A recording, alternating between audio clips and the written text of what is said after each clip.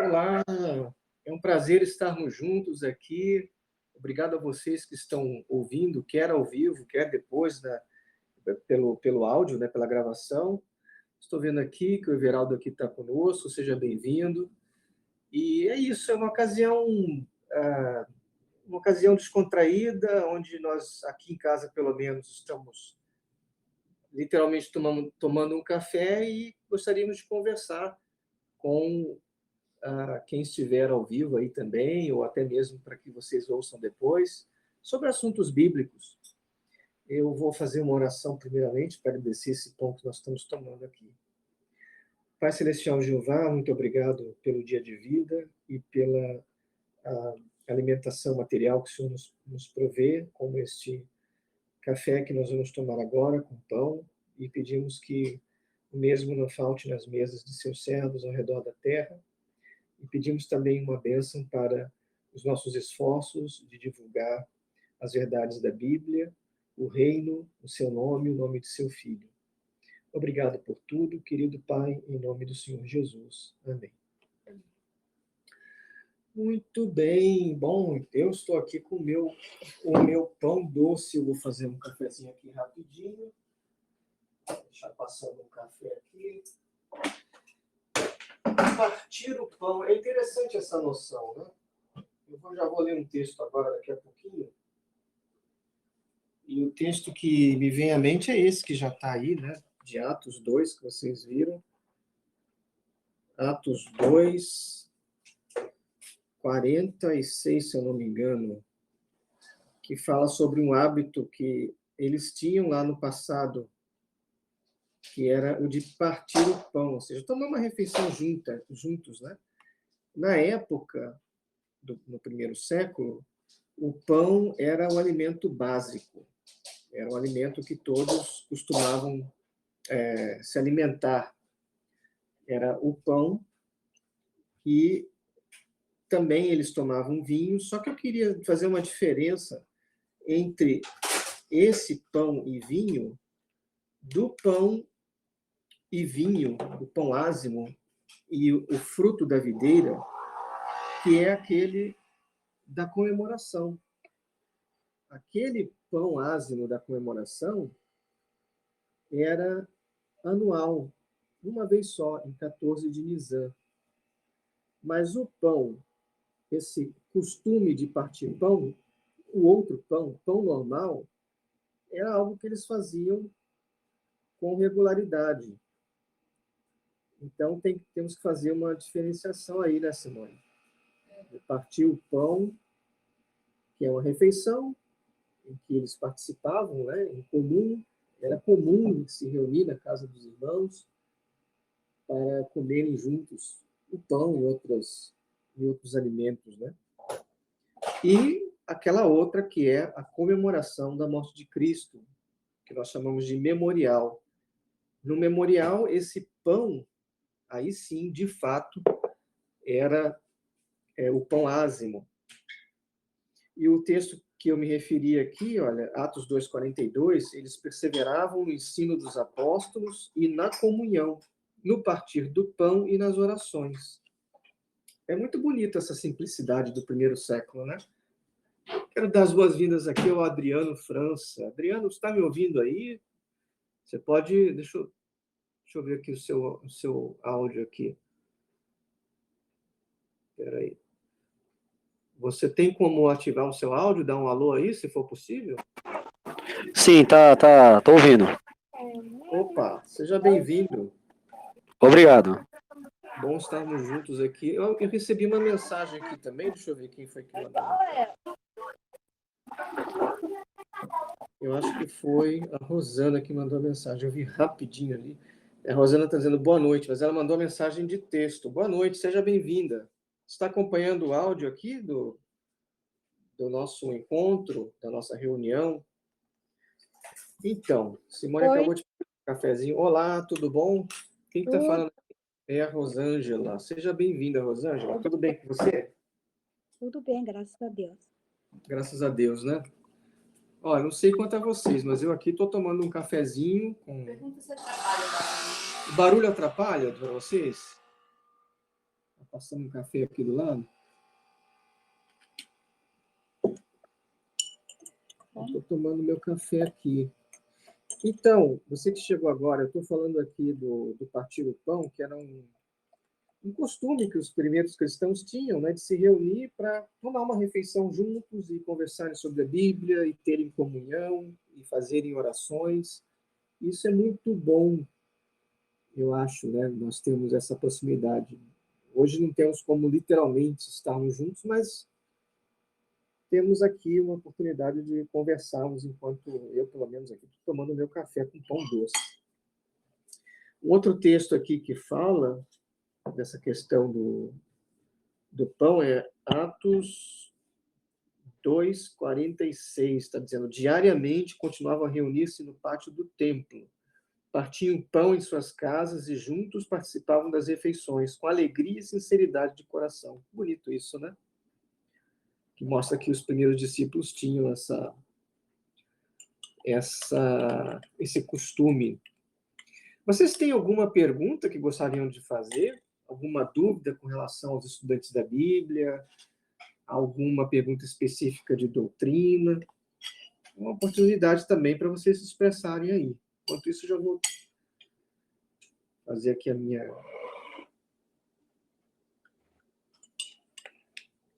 Simone, a gente estava pensando também em falar sobre a questão da pregação, né?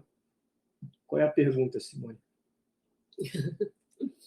É que, no geral, as pessoas querem saber como pregar, né? Porque fica tão na mente que a pregação é só em um formato que parece impossível ter outra maneira, né? Uhum. Mas eu acho que é até mais simples. Pregar só envolve coragem. Porque aquele que se aproximar de você, de uma maneira ou de outra, pode ouvir, né?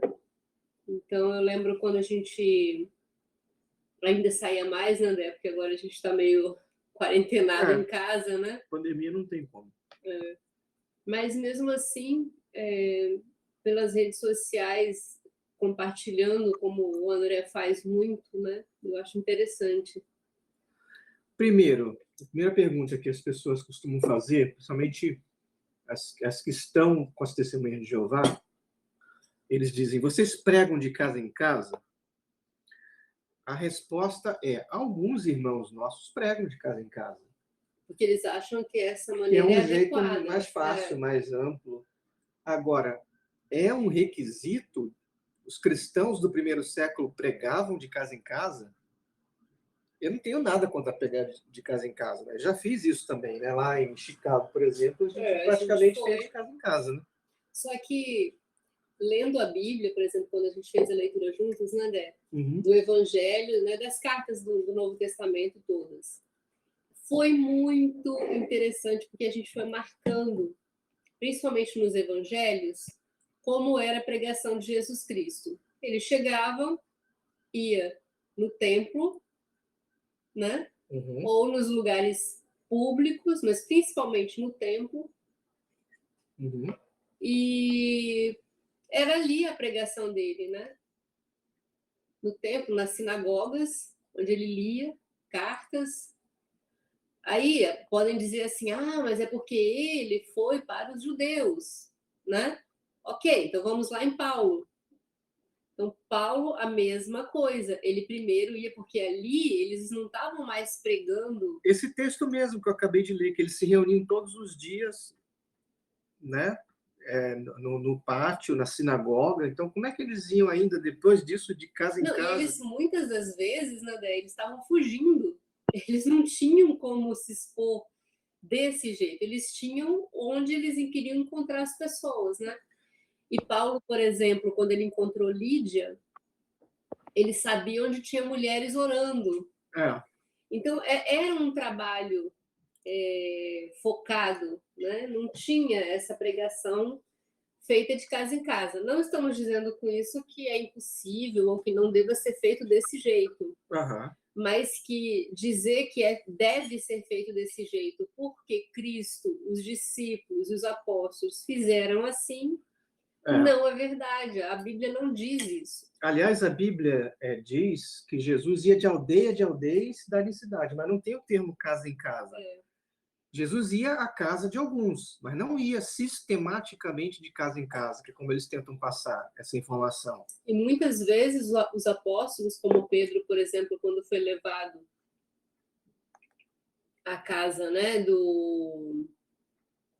daquele soldado, eu esqueci o nome agora, o primeiro gentio, Cornélio, ele foi direcionado exatamente para a casa dele, ele foi buscado praticamente e levado até lá. Então, em muitas situações era assim que acontecia, né? Por exemplo, quem cuidou de Paulo perseguia os cristãos, então a pregação de Paulo também não poderia ser feita de casa em casa, porque as pessoas, o que ele fazia já nos diz como era vista a pregação, né? Não tinha como. Imagina que naquela situação do primeiro século, o cristianismo era perseguido. Como é que eles pregavam de casa em casa? Não tem como.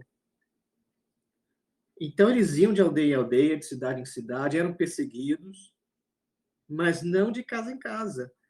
Aí, o famoso texto, né, de Atos, que fala que eu preguei, que eu não me eximi de pregar-vos publicamente de casa em casa. Ora, o publicamente já explica, né? O trabalho de casa em casa, conforme as testemunhas de Jeová colocam, é um trabalho público. Então, não faria sentido ele dizer que o de casa em casa não é público.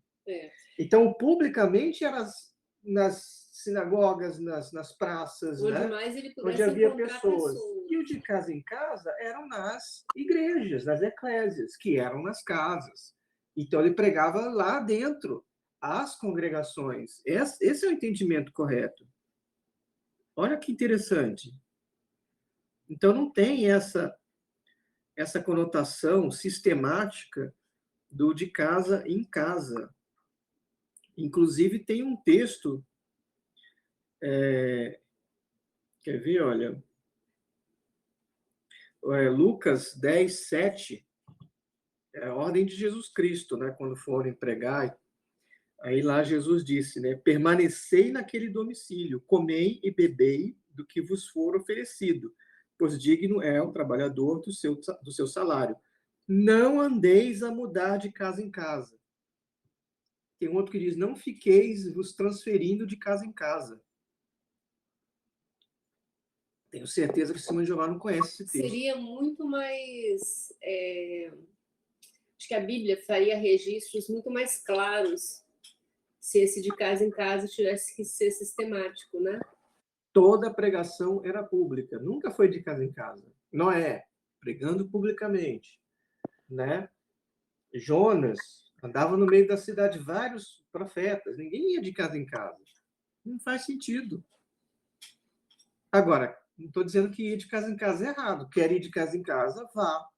Existe Amém. essa possibilidade. Que bom, né? Mas agora, quem quiser saber sobre uma curiosidade, né, André? Para as testemunhas de Jeová, esse de casa em casa, ele se tornou mais expressivo, esse método, porque era a forma como os vendedores de livros vendiam livros nessa época. Eu acho que quem tem a minha faixa etária, ou o André, ainda pegou, que eu ainda peguei, eu morei, cresci em cidade pequena, eu ainda peguei vendedores de livros na minha casa, vendendo livros.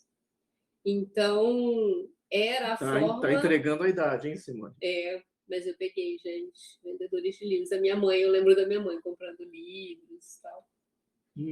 Não tinha livraria, né, nas cidades, né? Uma coisa que só em cidades grandes e muito depois. Esse pãozinho tá bom, hein? Desculpa aí. Eu queria mais um aqui. E daí também tinha metas de colocações, né, André, de livros, de publicações, e essas metas para ser estabelecida, essa escola dos vendedores de livros era a mais prática, mais fácil. Não, mas inclusive, seguir, né? Antigamente, as congregações tinham um quadro, isso aí não sei se você conhece, Simone, parte da história. Eles tinham um quadro dizendo a produção da congregação, quantos livros foram colocados, quantas revistas foram colocadas, quantas revisitas foram feitas, e eles tinham uma meta a cumprir. eles tinham um alvo determinado de tanto, e se não cumprisse aquilo ali, o superintendente na época, que tinha um outro nome, ele ia lá, visitava e dava um puxão de orelha neles. Na congregação inteira. Na congregação inteira, que é como se fosse uma meta de colocação, né, de publicações. É incrível isso, né? Bom, graças a Deus. Mas é só uma curiosidade, né? Fomos libertos disso daí. Fomos libertos, né? Mas, enfim, o pão aqui está gostoso. Vocês me desculpem se eu der uma interrupção de vez em quando. Deixa a Simone falar, enquanto eu estou tomando o meu café com pão aqui. Se quiserem se expressar também, fique à vontade, tá?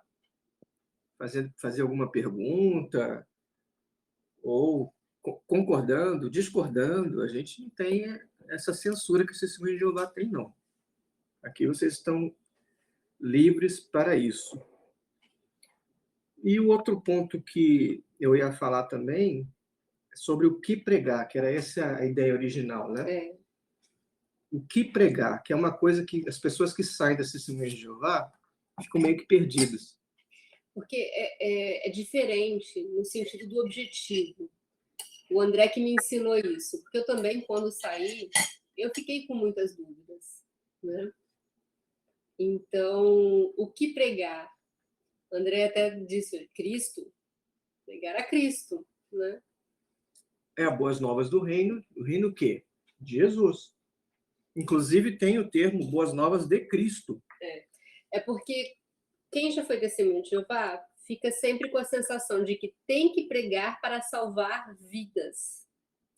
E esse não é o objetivo dos estudantes da Bíblia, porque todos os irmãos já têm em mente que o sangue de Jesus já comprou toda a humanidade. A humanidade está salva para o milênio.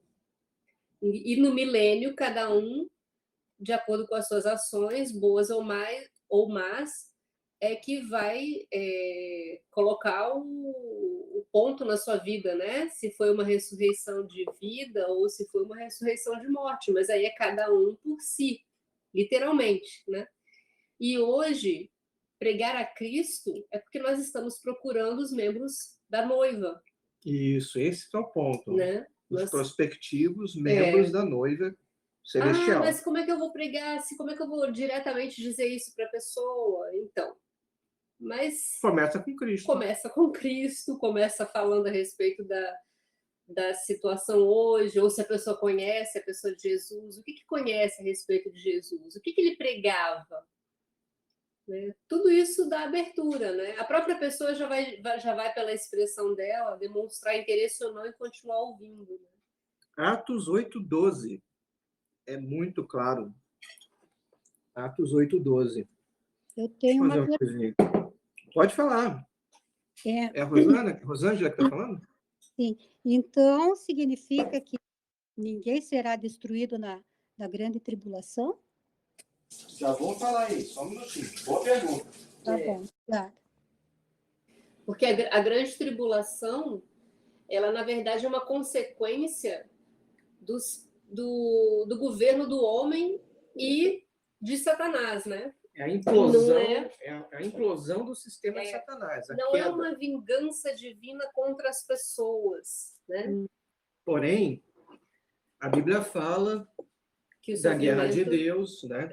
Fala que está juntando para o Armagedon, e de fato haverá um Armagedon, embora esse não seja o foco dos cristãos. O cristão não espera o Armagedon, não tem nenhum texto na Bíblia que você veja os cristãos, será que vamos passar com vida no Armagedon? Não tem isso. Isso é uma coisa que o André sempre me chamou muita atenção, porque a gente vicia em usar isso. Passar com vida é um negócio passar que não com vida, ou quando o Armagedon, o fim. Tá, a gente sabe, vai ter um Armagedon, vai ter um fim desse sistema, mas a questão é positiva, ela não é negativa, né? A grande tribulação ela é uma consequência do fim desse sistema mesmo, humano, governado por Satanás. E vai, sim, causar sofrimento e morte para muitas pessoas. Mas quem morrer na grande tribulação em consequência dos problemas É como a gente vê pessoas que sofrem hoje e morrem em terremotos, em situações de muita pobreza ou de calamidade, né? São pessoas que morrem injustamente e vão estar lá no milênio também, vão ser ressuscitadas, né? Elas não morrem. Quem morrer no Armagedon, como o André falou, né? Não sendo Ou membro na- rejeitado da igreja, né? Ou na grande tribulação, não está morrendo por um julgamento divino. Aquele momento ali é um momento de história, é um momento de transição de governo, literalmente. É o que diz Daniel 2,44, né? Os governos vão ser destruídos, esmiuçados, para vir o reino de Deus. Sim, isso vai ser uma mudança muito grande e vai causar, né, André? Morte, algum sofrimento.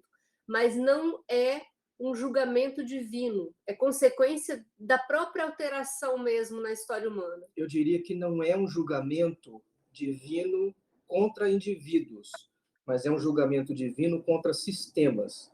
Os sistemas é que estão sendo julgados e espedaçados. E não as pessoas. Não as pessoas, né? Os governos estão sendo julgados e desmantelados, e com isso haverá muita anarquia, muita tribulação, e incidentalmente as pessoas vão falecer por isso, como hoje tem gente morrendo por causa do coronavírus, que também é um sofrimento mundial. Agora, quem morrer poderá ser ressuscitado na era milenar.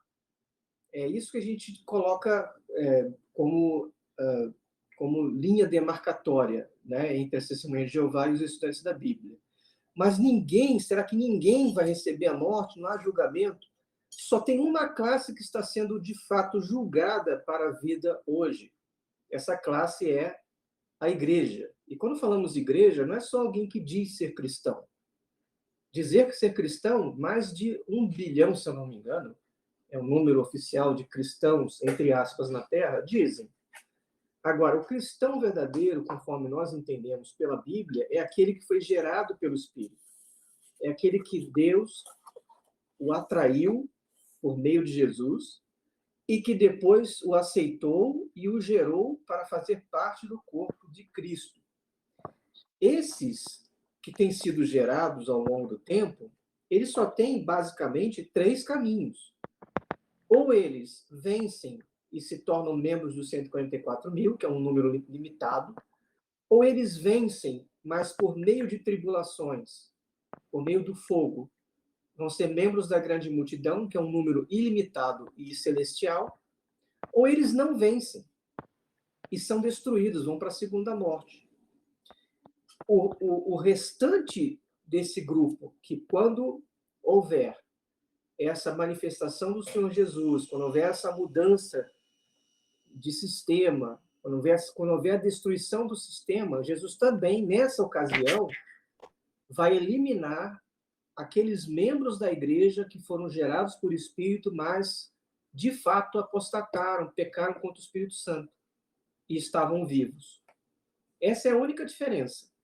Essa é a única classe que, de fato, recebe esse tipo de julgamento condenatório para a morte. O restante vai ter a sua oportunidade na era milenar, né? Os que não forem para o céu vai ter a oportunidade na era milenar de serem julgados com justiça, com conhecimento de causa, porque Deus se agradou de fazer desse modo. Ele designou, como diz a Bíblia, um dia para que todas as pessoas fossem julgadas, no caso, não membros da igreja. Porque a Bíblia diz que o julgamento começa pela casa de Deus. E nós sabemos que o julgamento já está na casa de Deus. Tem exemplo clássico aí de Ananias e Safira, por exemplo. A Bíblia diz que eles mentiram para quem? Para Jesus? Para Jeová? Para o apóstolo Paulo? Não. Mentiram para o Espírito Santo, significando que eles pecaram contra o Espírito Santo. Nessa condição, o que aconteceu com eles? Foram mortos, foram executados.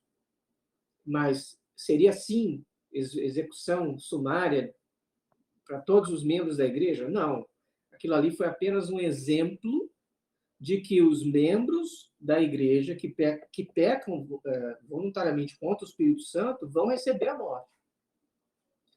Então, resumindo, né, as ideias, a grande tribulação e o Armagedon fazem parte desse desmoronamento do sistema de Satanás. E principalmente o Armagedon, que é a guerra de Deus contra os sistemas, não contra indivíduos necessariamente. Nessa ocasião, só os membros da igreja vivos aqui na Terra que tiverem pecado contra o Espírito Santo é que poderão receber essa destruição de julgamento. Os demais vão ou passar com vida, ou então, se morrerem, serão ressuscitados na era milenar. E aí sim, na era milenar, as pessoas vão aprender a justiça, vão ter um tempo para se adequarem às novas leis, e se não se adequarem naquele tempo que foi dado para elas, aí sim elas serão destruídas, aí sim serão eliminadas. Mas, como já foi dito, o julgamento começa primeiro pela igreja. Então, não é a questão do mundo inteiro que não se tornou membro de uma religião vai ser destruído por causa disso, conforme conta as Testemunhas de Jeová e outras igrejas elitistas, que dizem que só quem é membro da minha religião vai ser salvo. Não é isso que a Bíblia ensina. Não é tão mais belo desse modo? Você sabe que o Armagedon é uma nuvem negra que está se aproximando no horizonte, que vai ser tempos difíceis, né?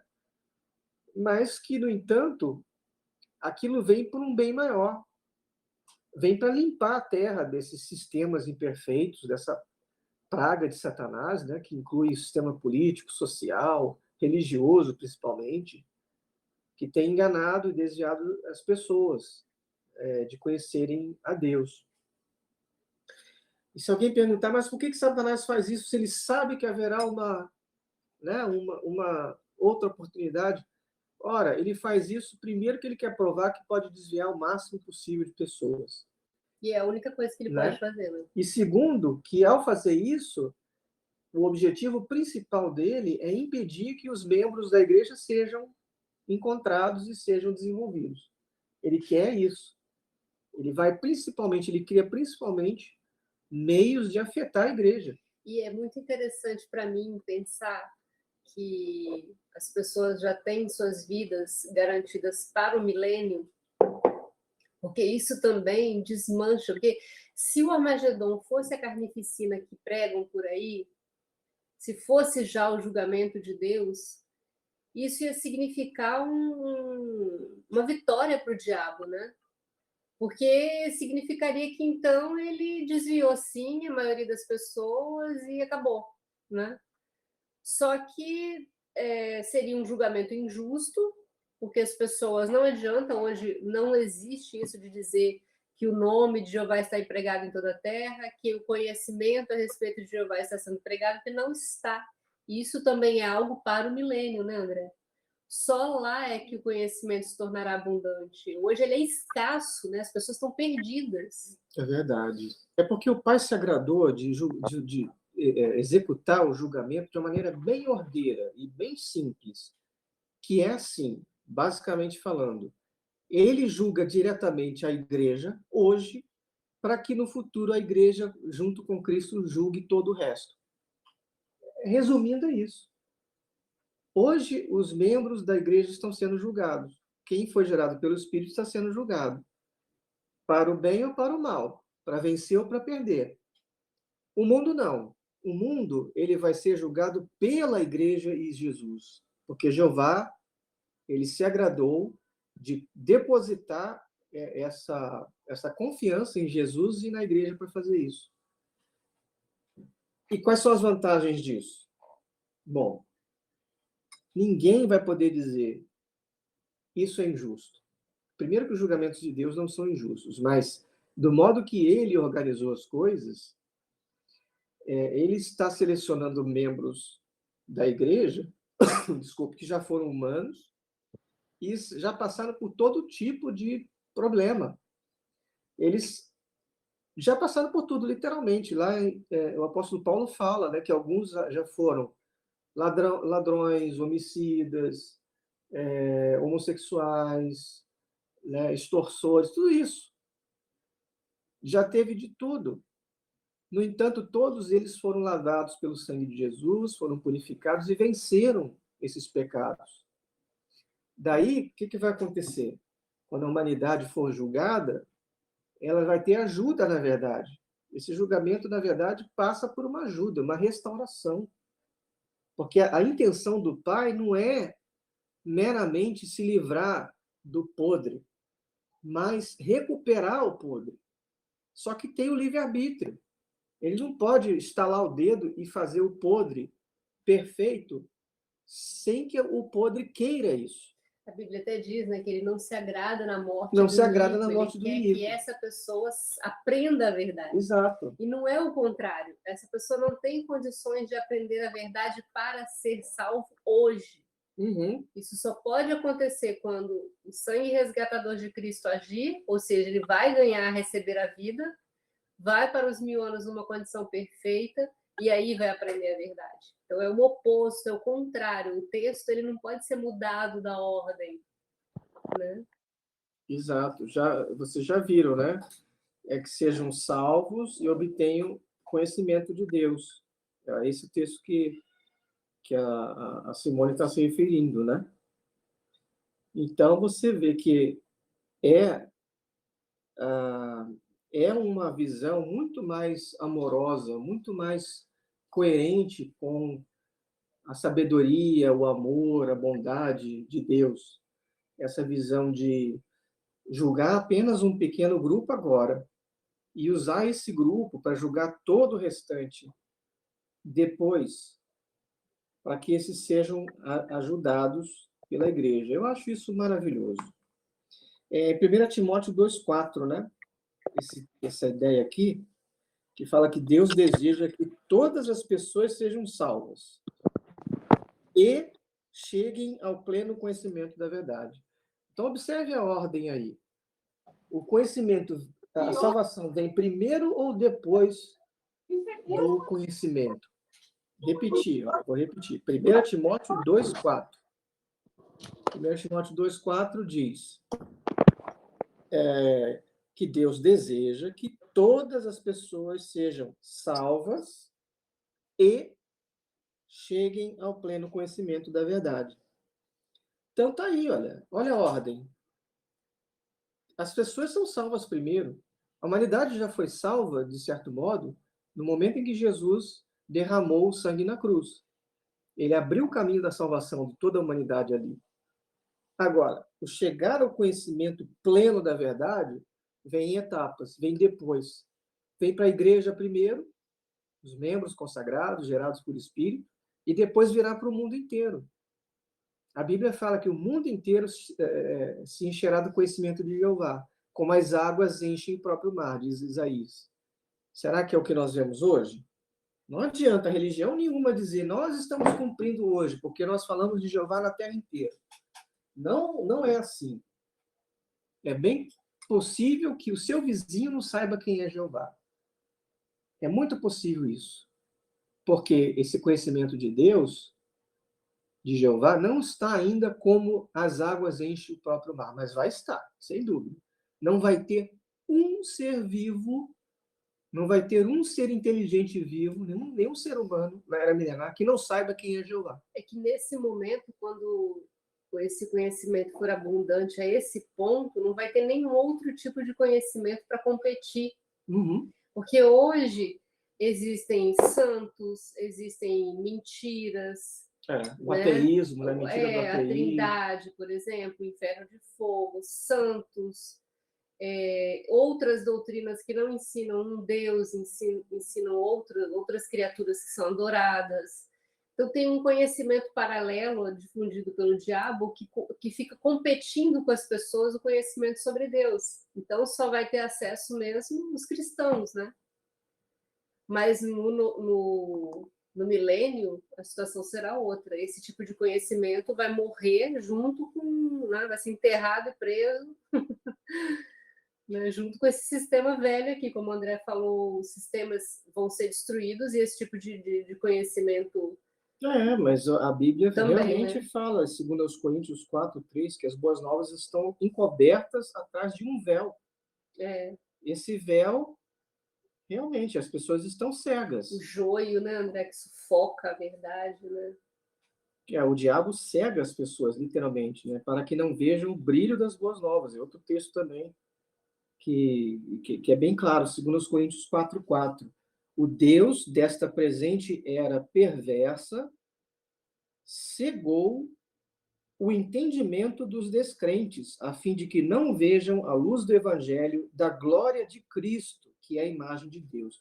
Que volta ao nosso assunto inicial, né? Pregar sobre o quê? O evangelho é pregar sobre o quê? Sobre Cristo. Está aqui, esse texto é muito claro, 2 Coríntios 4:4. Satanás, que é o Deus da presente era má ou perversa, cega o entendimento dos descrentes para que não vejam a luz do evangelho da glória de Cristo. Então, se a religião que a pessoa pertence, primeiramente, não prega Cristo nesse nível, já começa o erro aí. Satanás, de certo modo, conseguiu, né? E ele é muito astuto, né? Não conseguiu desviar a nação de Israel, né? E grupos que começaram bem, né, podem ser desviados também e chegar a esse ponto de não enxergarem o evangelho de Cristo. E voltando, né, a esse assunto, né, sobre o que pregar, agora a gente está falando de várias coisas, afinal, esse é o nosso momento mais descontraído. No geral, né? É interessante o que você está falando também, porque fala do conhecimento. E nós não somos responsáveis pelo conhecimento da humanidade hoje a respeito de Deus. Ninguém é. Deixa eu aproveitar aqui para dar as boas-vindas aqui para o Luciano. Tudo bom, Luciano? Seja bem-vindo. Está servido aí? Quer um cafezinho? Quer um pão? Obrigado pelo apoio de estar aí escutando a gente, tá? Se quiser mencionar alguma coisa por escrito ou por áudio também, fique à vontade. E já estamos também quase terminando aqui nossa conversa, né? Ô, irmão André, Oi, pode falar. tá me ouvindo? Irmão, Então, né, que tá falando, né? isso, Adriano. Ô, irmão, é uma coisa assim também que eu não sei se os irmãos tinham essa sensação dentro das Testemunhas de Jeová, que fica muito essa coisa do você tem que ter conhecimento, você estuda, você prega, você estuda. Mas se a pessoa não está bem alimentada espiritualmente, está fraca, como que ela vai pregar para os outros se às vezes ela mesma está precisando de uma palavra amiga, né? E lá dentro não tem isso, essa questão de irmãos sentarem para tomar uma refeição, orar juntos, né? Na realidade, se você fala para o irmão orar por você, eles falam que cada um tem que orar por si, né? E você fala, dependendo do que você fala, eles falam que é coisa de crente, né? Sendo que a própria escritura diz certas coisas, né? Até mesmo se você interceder, né? Fazer intercessões pelos irmãos, né? E é uma coisa que eu sempre achei estranho lá dentro, né? Até a questão dos louvores também, né? Uma vez eu falei pro irmão pra gente ensaiar os cânticos, ele falou que não precisava nada disso, não. Que o principal nosso tinha que ser a pregação. Então, essa questão aí, não tem aquele texto de Tiago, né? Há alguém doente entre vós, chama-se os anciãos da congregação e far-se-á orações, né? E aí fala-se da prática de derramar o óleo ou o azeite, que era uma prática do primeiro século. Não, nada indica ali que era um ritual que precisava ser mantido.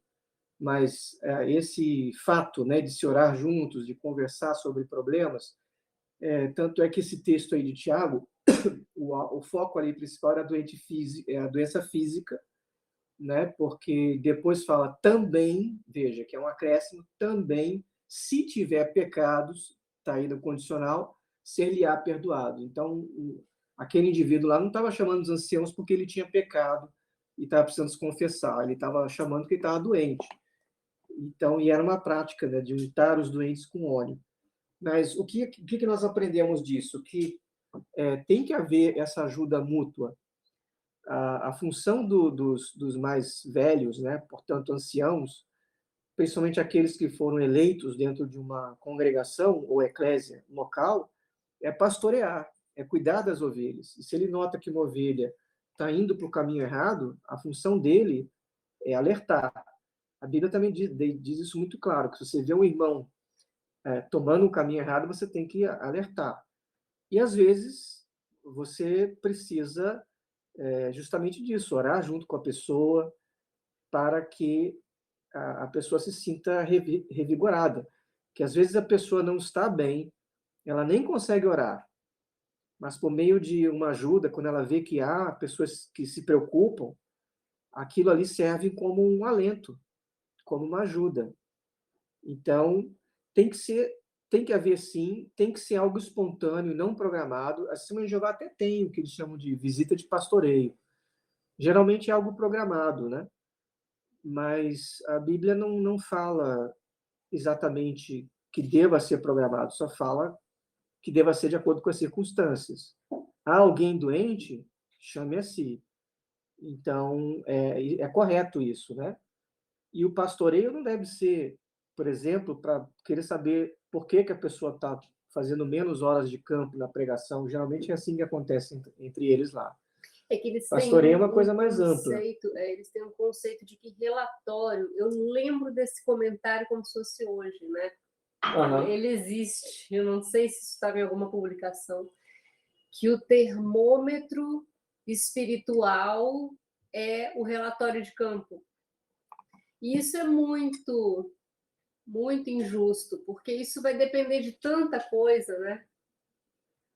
Depende de tanta coisa, até a forma de relatar de cada um é diferente, né? Então, na verdade, a própria pessoa, às vezes, precisa de ajuda, né? Não tem como ela ser analisada se ela é fria, se ela é morna, se ela é espiritual ou se ela não é, pela quantidade, né? É claro que quando a gente tem o coração cheio, a gente quer falar, né, a respeito do reino, a gente quer pregar, por exemplo. Eu tenho uma frustração muito grande por ter saído das Testemunhas de Jeová e não ter contato com a minha mãe, por exemplo. Porque eu conversava muito com os meus pais quando eu era Testemunha de Jeová. E agora que eu tenho tantas coisas boas para dizer, eu, às vezes, aprendendo ou lendo a Bíblia com o André, conversando com ele, eu fico imaginando como eu poderia dizer aquilo, ou que bom seria se eu pudesse dizer aquilo para os meus pais. E, às vezes, eu até me imagino dizendo, porque quando a gente tem algum conhecimento bom, muito bom, a gente quer dividir, né? E aí, voltando ainda nessa linha, né, quando alguém tem problema, é correto a pessoa chamar, pedir ajuda, né? Tanto é que em Tiago 5,16, na sequência daquele pensamento, de chamar os anciãos, ali diz: portanto, confessai vossos pecados uns aos outros e orai uns pelos outros para seres curados. A súplica de uma pessoa justa é muito poderosa e eficaz. Então, a ideia aqui é de, quando a pessoa está com um problema, certos problemas, eu diria assim, menores, você consegue se aproximar do trono da graça, do trono de misericórdia de Deus, confiando no sacrifício resgatador do sangue de Jesus, sabendo que Jesus é o nosso advogado, né, nosso defensor, e nós conseguimos nos recuperar, conseguimos nos levantar, mas há certos pecados que danificam muito o coração da pessoa, a situação, e ela não consegue nem se achegar a Deus, ela se acha apartada. E aí é importante esse 16, né, que é confessar os pecados uns aos outros. Não necessariamente esse sistema de chamar os anciãos, literalmente, né, porque, embora o texto comece falando de anciãos, ele no 16 ele abre para uns aos outros, não está falando mais necessariamente dos anciãos. Se for um ancião, não tem problema, é alguém mais maduro, mas às vezes é um outro irmão que você se sente mais achegado, que vai poder dar essa ajuda. Mas o importante é que alguns pecados precisam de uma ajuda mesmo, para que a pessoa consiga se levantar. Por isso que diz, a súplica de uma pessoa justa é muito poderosa e eficaz. Olha, foi muito bom esse papo, hein? Eu não tinha programado falar de tantas coisas aqui, mas esse período de comunhão aqui que tivemos foi muito foi muito animador, foi muito... Você está pensando em repetir nas quintas, né, André? Sim, sim, é um bom modo da gente ter... É uma espécie de reunião mais flexível, né? Mais descontraída, né? Eu, literalmente, estou tomando um café aqui, mas não é um ritual, não significa que vocês aí também tenham que estar fazendo a mesma coisa, mas a simples presença, essa comunhão já é importante, né? Aqui, por exemplo, ao vivo, está aqui o Adriano, o Luciano, a Rosângela e o Everaldo. Então, olha só que bom, né? Quase uma hora aqui, a gente conversando, né? Diversos assuntos Boa noite, baseados... Opa, boa noite. É o Luciano que está falando? isso. Tudo bom, irmão? Tudo bem, meu irmão André. Irmã Simone, boa noite também a todos os que estão presentes, né? Boa Boa noite. noite. Apresentar a minha esposa, Jussara, está aqui comigo ao lado, né? Opa, que bom. Boa Prazer em noite. conhecê-la. Seja bem-vinda. Boa noite. Boa noite. Excelente. Tem mais uma voz que eu ouvi aí no fundo, dizendo boa noite. Sara, boa noite, irmão. Boa noite. Opa, que bom. Que gostoso, né? A gente está aqui tendo essa comunhão, conversando sobre assuntos da palavra de Deus, né? Com Isso é certeza. muito bom. É muito bom. Aqui, E olha, muito. pode falar, irmão. A gente aqui gostou bastante, gostou muito dessa reunião e gostaria até de sugerir acontecer mais vezes, porque Mais vezes. é um ambiente descontraído, que a gente pode fazer algumas perguntas. Hoje eu não fiz, né? Mas na próxima, com certeza, eu vou interagir mais com os irmãos. Claro, claro. Mas eu não ouvi o que o irmão tinha dito. O irmão disse mais vezes, foi isso? Eu entendi certo? Exato, porque é bem interessante essas reuniões, que são reuniões assim, menos, né? Mais descontraídas, né? E Sim. eu creio que todos ficam mais à vontade, às vezes, para fazer um comentário, fazer Sim.